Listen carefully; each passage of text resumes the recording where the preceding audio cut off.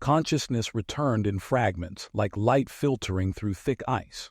First came sensation, cold stone beneath his back, a sharp ache in his ribs, the faint burn of air entering lungs that had forgotten how to work properly. Then sound. Wind, distant and hollow, moving through something vast and open. Not the sealed hum of a station, not the artificial quiet of a medical bay. Real wind. Ethan Cole realized he was alive before he understood where he was. That realization brought no comfort. He tried to move. His body refused. Pain flared in immediate protest, radiating outward from his chest and shoulder in clear, unapologetic warnings. He stopped trying. Survival training took over. Inventory first, panic later, breathing painful but steady, limbs present, responsive enough. Memory fragmented, the evacuation, the collapse, the screaming, and the child. Ethan forced his eyes open. The ceiling above him was not metal. It was stone, ancient, pale, carved with lines that caught the light in subtle ways, as if the architecture itself had been designed to guide the eye gently rather than dominate it. Tall arches rose overhead, framing windows that revealed something impossible. Mountains. Snow-covered peaks stretched into the distance beneath a pale sky, sharp and clean and undeniably real. No domes, no shielding, just open air and cold sunlight. He was not on a ship, he was not on any station he recognized.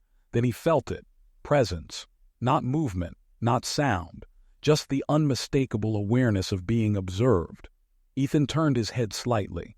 She sat beside him, tall, still, wrapped in dark armor that seemed grown rather than forged, etched with intricate patterns that flowed across her form like frozen shadows.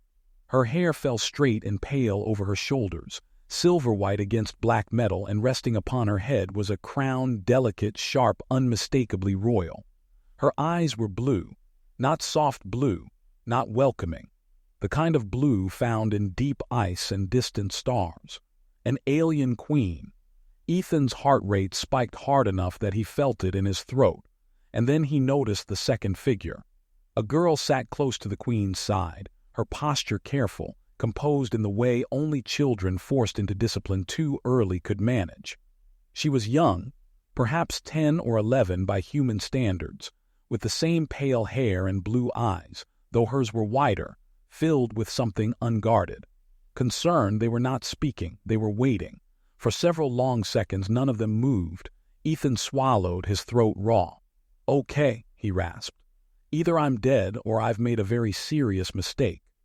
But the queen inclined her head, the motion precise, controlled. "You are alive," she said. Her voice was calm, resonant, carrying an authority that required no volume. "And you are awake. This is acceptable." But the girl exhaled quietly, tension easing from her shoulders in a way no training could fully suppress. Ethan's gaze flicked between them. "Where am I?" "The citadel of Vera," the queen replied.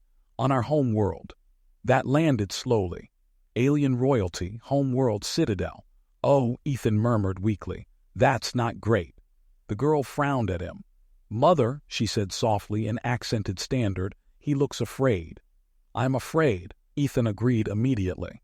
"That seems reasonable." The queen's lips curved, not quite a smile. "You may rest. No harm will come to you here." "That's usually what people say right before harm comes," Ethan muttered. The queen studied him for a long moment, her gaze sharp, searching, as if weighing something unseen. "You do not remember," she said finally. "Bits and pieces," Ethan admitted. "Things falling, running, carrying someone." The girl's eyes widened. "You carried me," she said. The memory surged back in a painful rush. A shattered transit hall, structural alarms screaming. A small figure crouched behind debris, frozen in terror. Ethan sucked in a sharp breath. "You were alone." But the queen's expression tightened just slightly. "Yes," she said, "she was." Silence stretched between them, heavy and charged. "I'm sorry," Ethan said quietly. "I didn't know who she was, she was a kid. There wasn't time to think." That, the queen replied, "is precisely why we remained." Ethan frowned. "Remained." The queen gestured subtly to the chairs beside his bed. We have been here since you were brought to us, until you woke. His breath caught. You've been sitting here. For 2 cycles, she said. It is our way. The girl reached out hesitantly and touched Ethan's hand. Her fingers were warm. You were warm too, she said softly, when everything was breaking. Something in Ethan's chest tightened painfully, and this time it had nothing to do with his injuries. The Queen rose, her presence filling the space without effort. My name is Sarilith, she said, and this is my daughter, Lyria. You saved her life. Ethan closed his eyes for a moment. Then, he said quietly, I'd do it again. Sarilith watched him, her gaze unreadable. That choice, she said, has consequences you do not yet understand. And for the first time since waking, Ethan felt it. Not fear, not pain, but the unmistakable sense that his life had already shifted onto a path he could no longer step away from.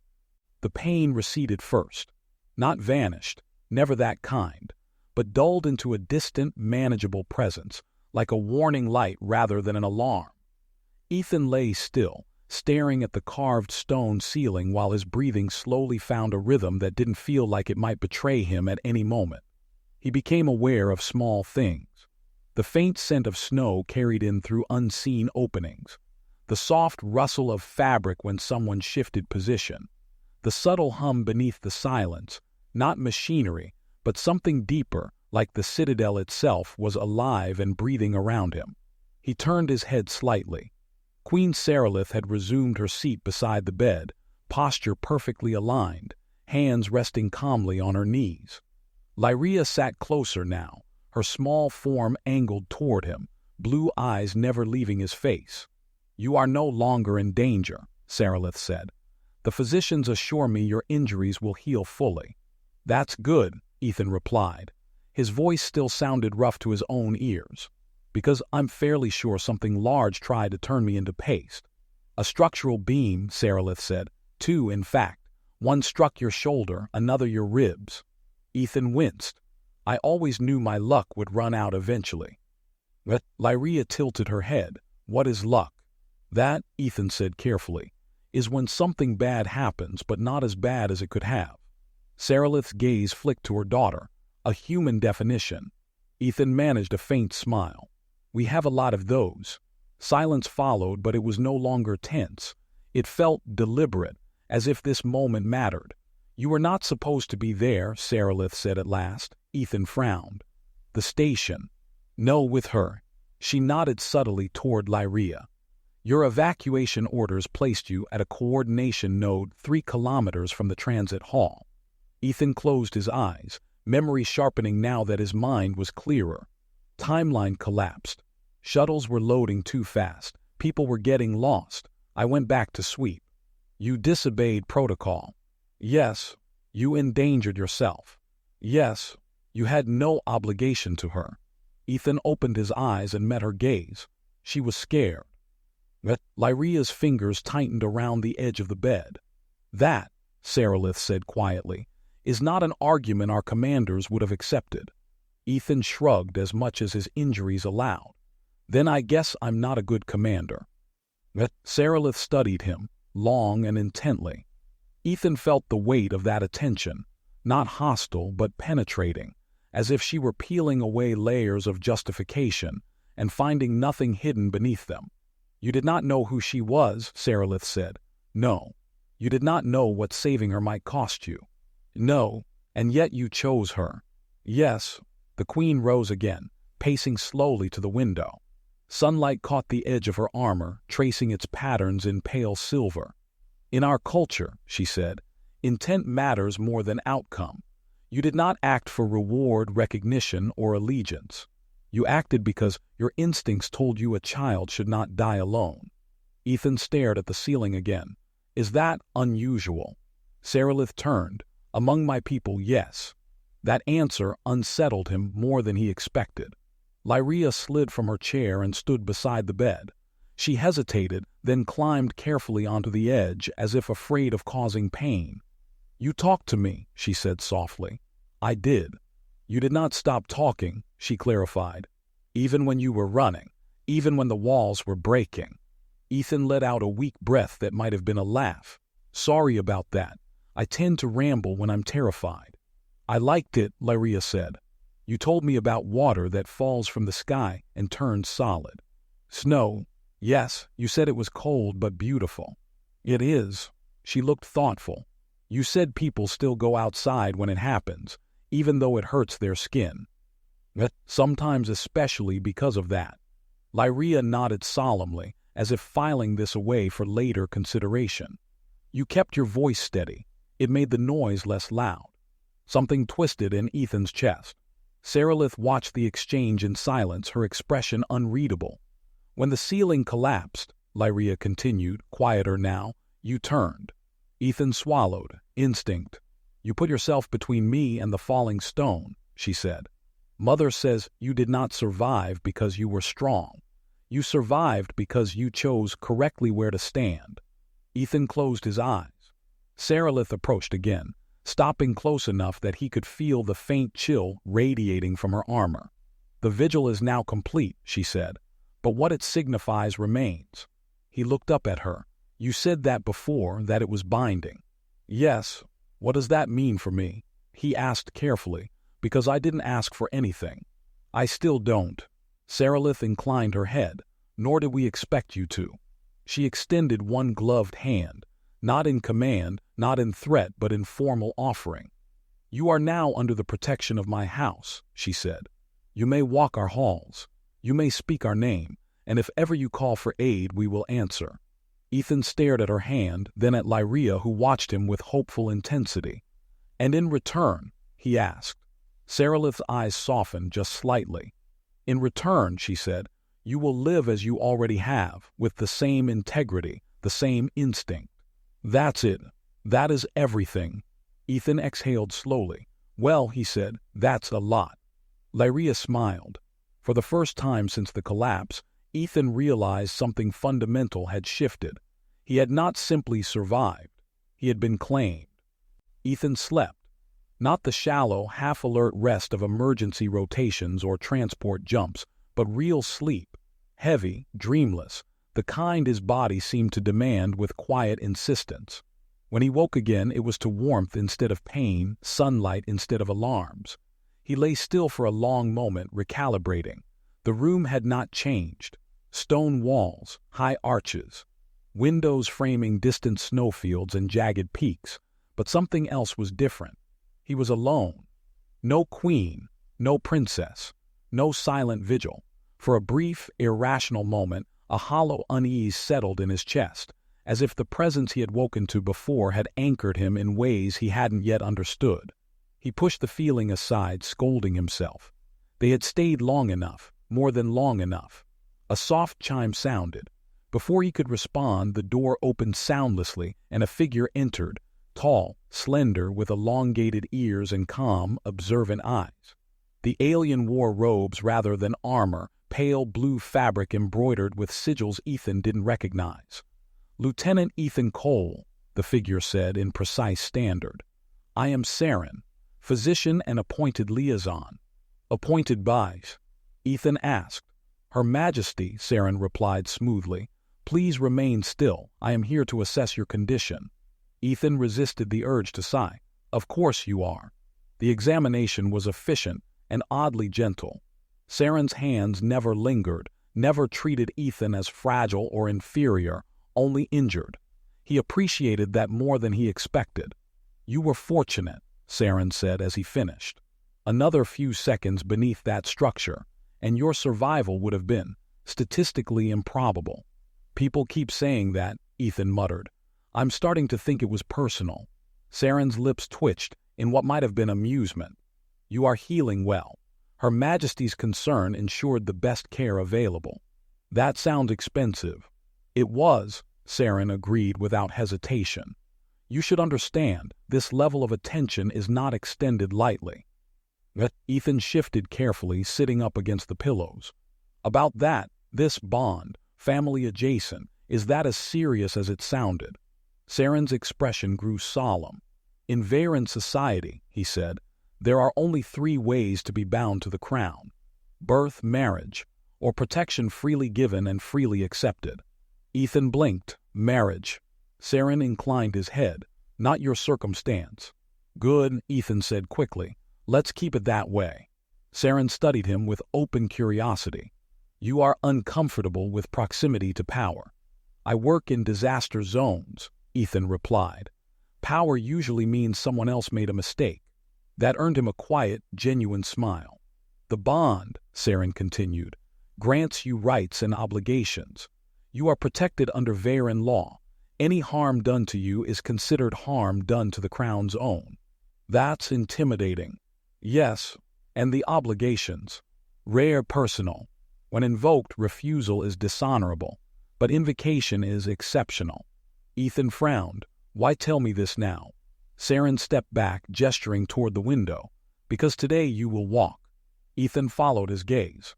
Below, beyond terraces and stone paths, he could see the Citadel gardens.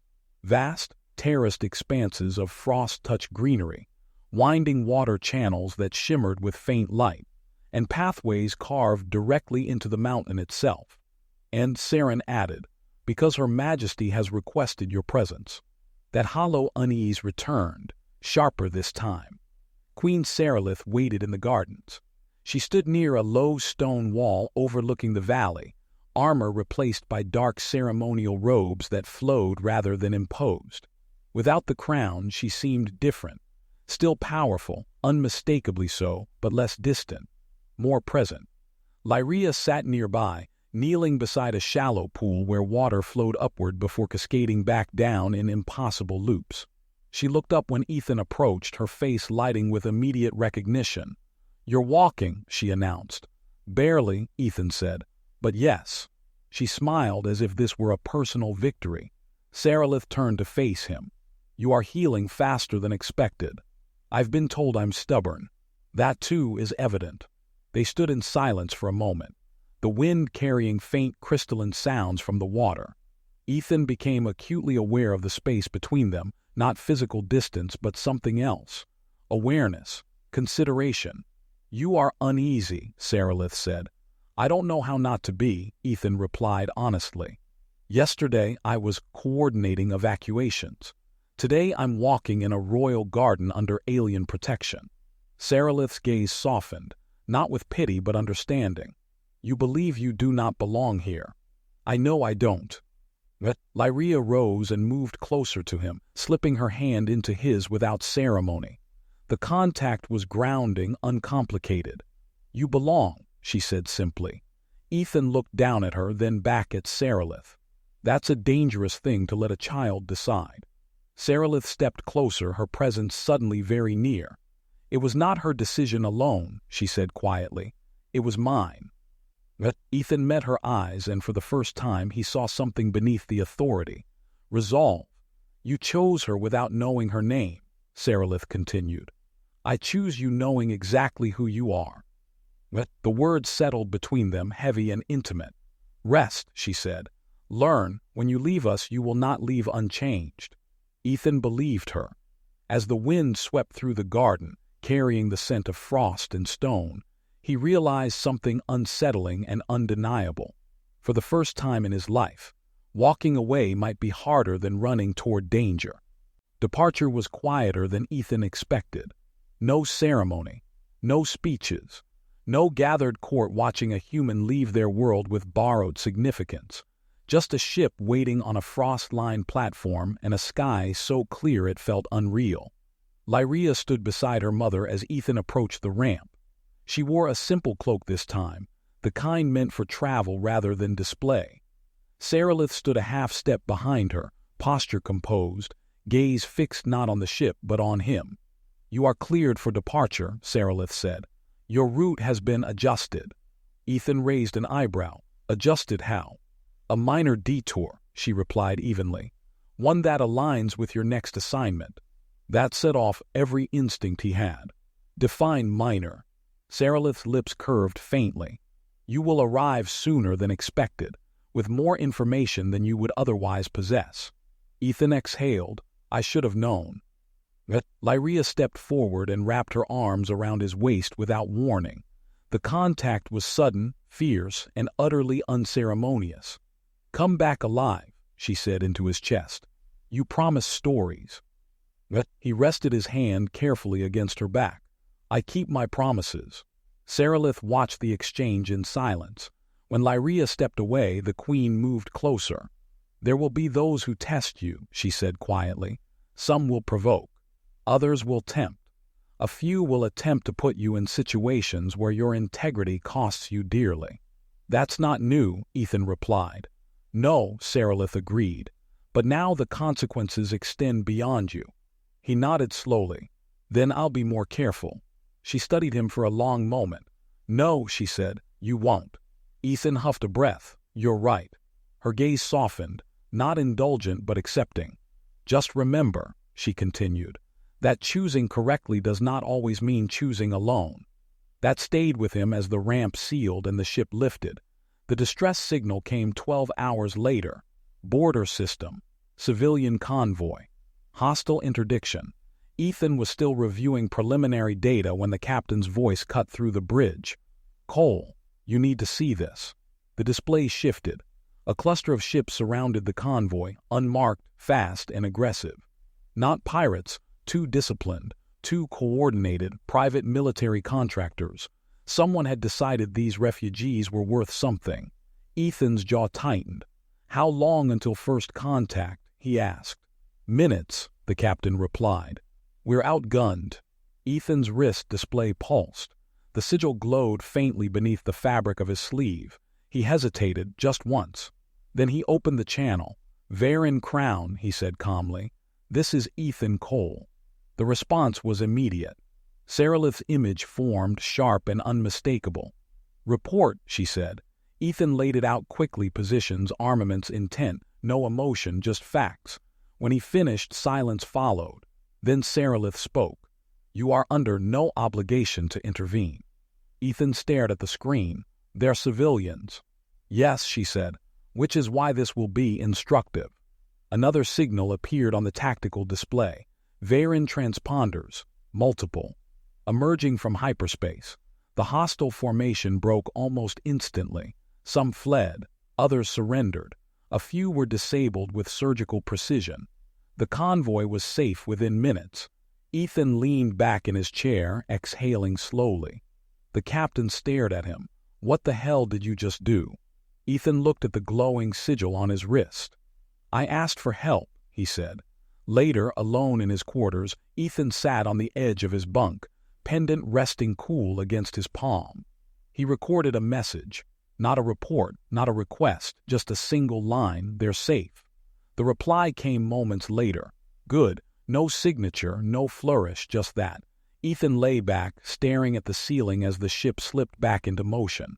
He had returned to danger just as he'd said he would. But now, when the fire closed in and the math turned cruel, he knew something with absolute certainty. He was no longer invisible. And somewhere beyond the stars, someone powerful enough to reshape outcomes was paying attention. Not because she owned him, not because she controlled him, but because she had chosen to stand beside him once, and meant it.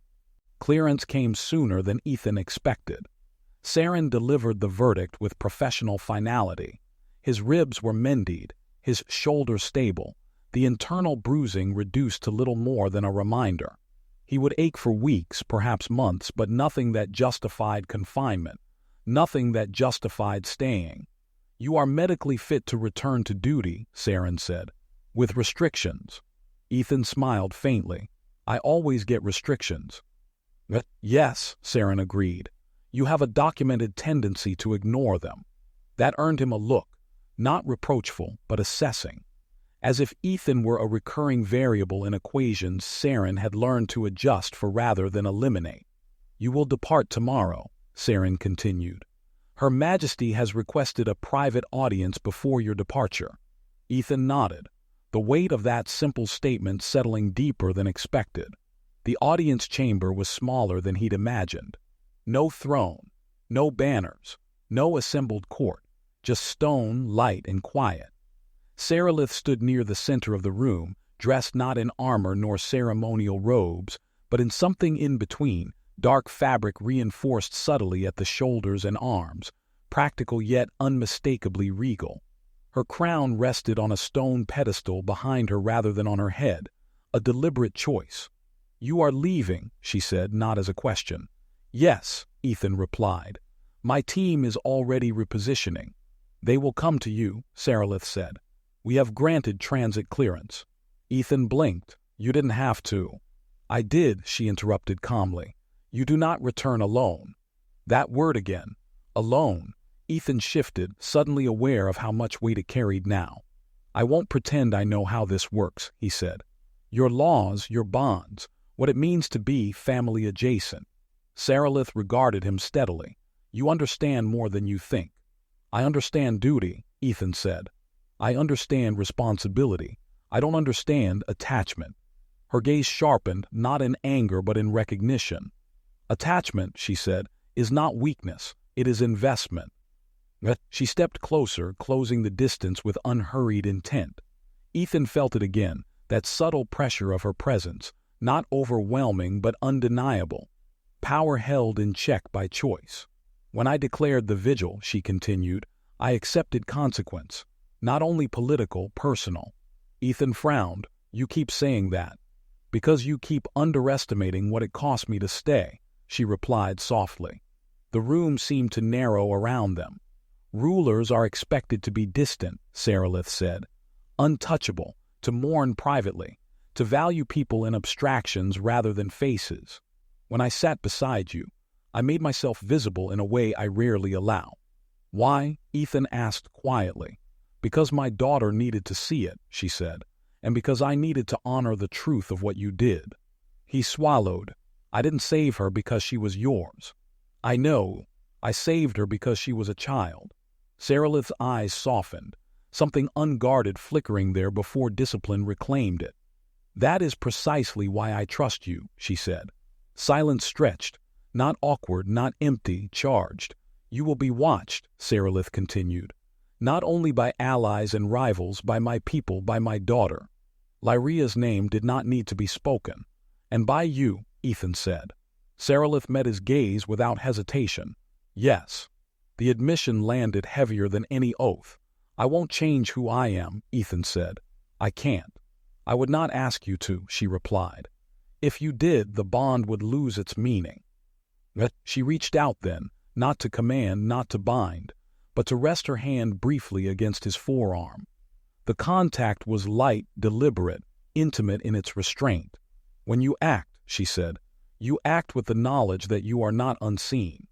Ethan felt the truth of that settle into him, reshaping something he hadn't known was malleable. "For someone like you," Sarilith added, "that changes everything." Lyria found him later in the garden. She did not run this time. She walked, composed, carrying herself with the practiced dignity of someone learning when not to hide behind formality. "You are going," she said. "Yes." She nodded once, then held out a small object, a pendant, simple in design, etched with the same sigil Ethan had seen woven into Sarilith's robes. "So you remember," she said, "and so others know." Ethan accepted it carefully. "I don't think I could forget even without this." She studied him. "You will come back." It was not a question. "I will," he said, "I promise." Lyria considered this, then smiled, small but genuine. "That means you are still family adjacent," she said. Ethan laughed softly. "I suppose it does." As the sun dipped behind the mountains, casting long shadows across stone and snow, Ethan felt something settle into place. He was returning to danger, to chaos, to choices that would demand everything he had. But this time, when he stepped back into the fire, he would do so knowing that somewhere beyond the stars, a queen watched not as a ruler assessing an asset, but as someone who had chosen to stay. The aftermath followed him longer than Ethan expected. Not the official reports. That part was clean, clinical, filled with approved language and carefully neutral phrasing. Civilian convoy secured. Hostile contractors dispersed. Minimal casualties. Mission success. It was the looks that lingered. Crew members who had worked with him for years now watched him differently, not with fear, not even with awe, with curiosity edged by caution, like he had become something undefined in their mental maps, someone who could call a crown, someone who didn't raise his voice or issue threats, but whose quiet words shifted fleets. Ethan hated it. He retreated into routine, burying himself in planning, logistics, preparation. It was easier to focus on numbers than on the subtle distance growing around him. Easier to be the officer who solved problems than the symbol others projected onto him. But symbols, he was learning, did not require consent. 2 days later the request came. Not a summons, an invitation. The message arrived encrypted, marked with the same sigil as before, but the tone was different, personal, unfiltered. Return when able. There is something I wish to discuss with you, without witnesses. Ethan read it twice, once as an officer, once as a man who remembered standing in a frozen garden while a queen admitted that staying beside him had cost her something. He requested leave within the hour. The citadel of Vera felt different the second time, less overwhelming, less unreal, still beautiful, still imposing. But now, when Ethan walked its halls, the guards inclined their heads, not deeply, not formally, recognition without subservience, family adjacent. He found Sarilith in a smaller chamber overlooking the western cliffs. No armor, no crown, just dark fabric and the pale light of a setting sun. "You came quickly," she said. "You asked," Ethan replied. "That usually means it matters." She regarded him with something like approval. "You used the bond." "Yes," without hesitation. "Yes." "Do you regret it?" Ethan thought of the convoy, the children, the silence afterward. "No," he said simply. Sarilith nodded. "Good." They stood in silence for a moment, the wind rising outside, carrying the distant sound of ice shifting along the cliffs. "You do not like what you have become," she said. Ethan let out a slow breath. "I don't like being seen as leverage." "You are not leverage," she replied sharply. "You are precedent."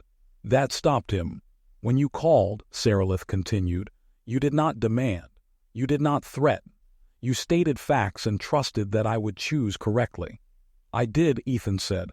"And I did," she replied, "because you reminded me why power exists at all."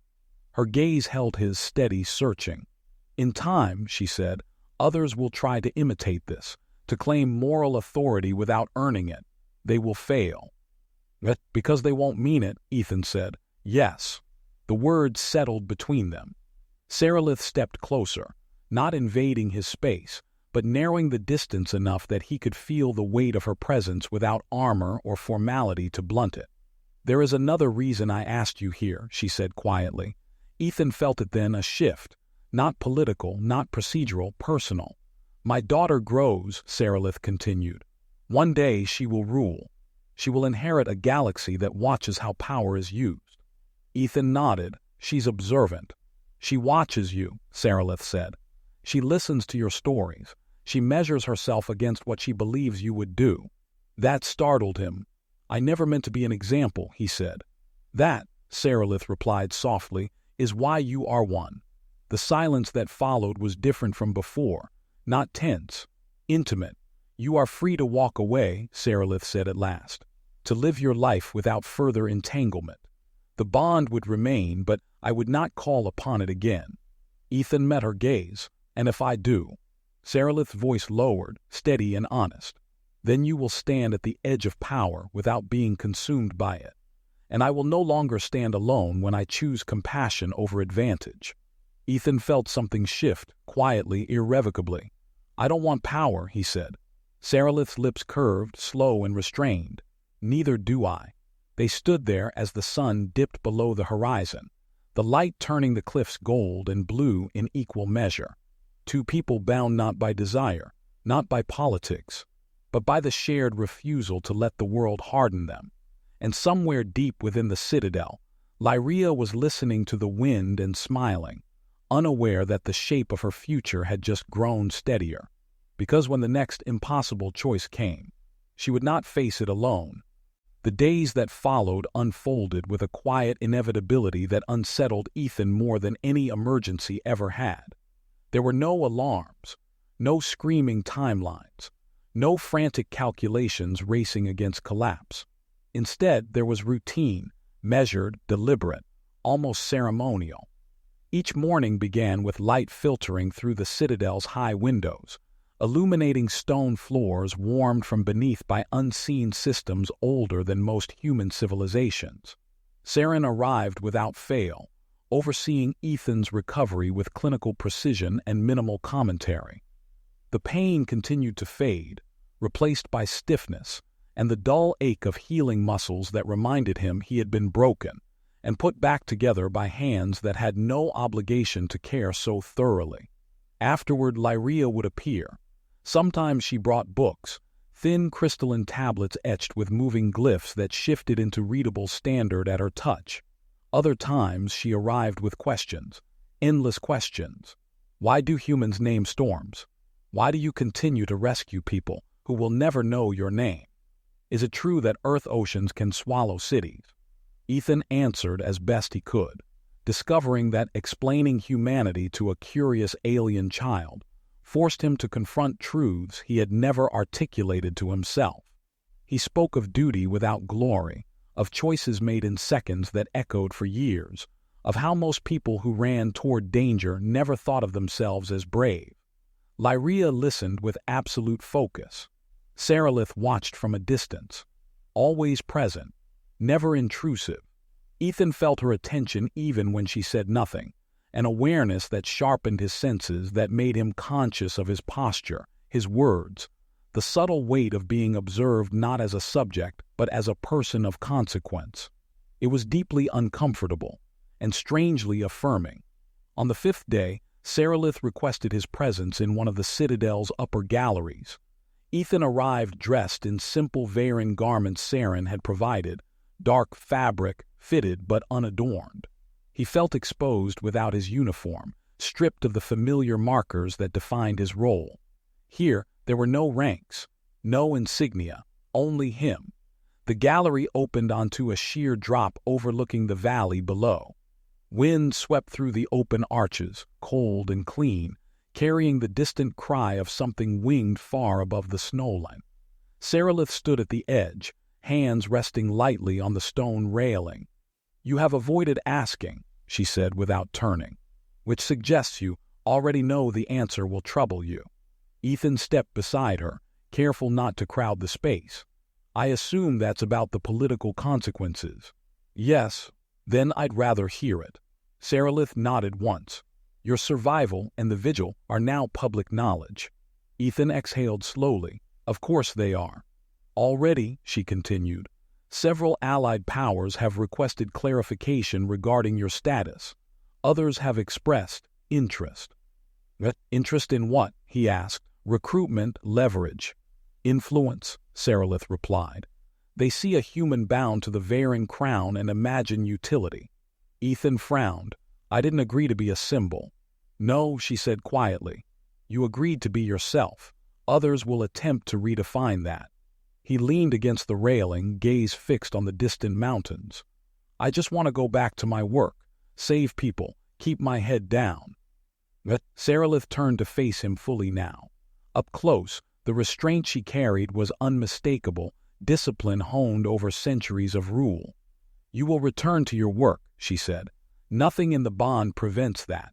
But you will no longer be invisible." The words landed heavier than any threat. "Invisibility," Sarilith continued, "is a privilege of those without consequence. You forfeited it when you chose my daughter over your own safety." Ethan looked at her then, really looked. The crown, the authority, the weight of an entire civilization carried behind calm blue eyes. "And you?" he asked quietly. "What does this cost you?" For the first time since they'd met, Sarilith hesitated. "Trust," she said. "Exposure, vulnerability." That surprised him. "You are seen," she continued. "When I declare someone under my personal protection, it reveals what I value. My enemies take note of such things." Ethan straightened. Then maybe this was a mistake. Sarilith's eyes sharpened, something colder flickering beneath the surface. "Do not diminish your choice to spare my comfort. I don't want to be a weakness." "You are not," she said firmly. "You are a statement." Silence stretched between them, filled only by wind and distant echoes. Lyria's laughter drifted upward from the garden below. Seralith's gaze softened. "She asked me this morning if humans always stay after promises," Seralith said. Ethan smiled faintly. "What did you tell her?" "That some do," she replied, "and those are the ones who matter." He felt that again. That subtle pull, that sense of alignment that had nothing to do with treaties or bonds. "I'll leave," Ethan said after a moment. "When I'm cleared, but I won't disappear." Seralith inclined her head. "That is all I would ask." As they stood together overlooking the frozen valley, Ethan realized the truth he had been circling since the day he woke. Saving Lyria had not changed what he was. It had changed who was watching. Ethan left Vera at dawn, not because he was asked to, not because duty demanded it, because staying any longer would have made leaving harder than it needed to be. The citadel faded beneath the clouds as his ship ascended, stone and snow dissolving into pale light. He stood alone on the observation deck, hands clasped behind his back, posture familiar, steady. From the outside, he looked like the same officer who had arrived weeks ago, calm, composed, ready for whatever crisis waited beyond the jump. Inside, he knew better. Somewhere between a collapsing station and a silent vigil, something fundamental had shifted. Not loudly, not dramatically, no revelation or vow, just a quiet recalibration of what mattered. He touched the pendant at his chest without thinking. The next assignment came quickly. Outer systems, unstable governance, a refugee corridor forming under pressure from 3 competing powers. The kind of situation that didn't explode all at once, but could, if neglected, turn catastrophic. Ethan reviewed the data, issued orders, adjusted routes. He worked the way he always had. Methodical, precise, focused on outcomes rather than credit. But this time, when the math turned cruel and the margins disappeared, he did something different. He paused. Not long, just long enough to consider the people behind the numbers. Then he made the call that cost more in resources, more in time, more in political capital, and saved lives that would otherwise have been written off as acceptable losses. The corridor held. Civilians moved through safely. No fleets appeared. No crowns intervened. And that, Ethan realized, was the point. Later, in the quiet between shifts, he recorded a message, not a report, not a request, just words. "She asked me today why humans keep going back into dangerous places." He hesitated, then continued. "I told her it's because someone has to stay when everyone else leaves." The reply came hours later, delayed by distance but unmistakable. "Then she is learning correctly." He exhaled, tension easing from muscles he hadn't realized were tight. That night, as his ship drifted between stars, Ethan stood at the viewport and watched the galaxy slide past.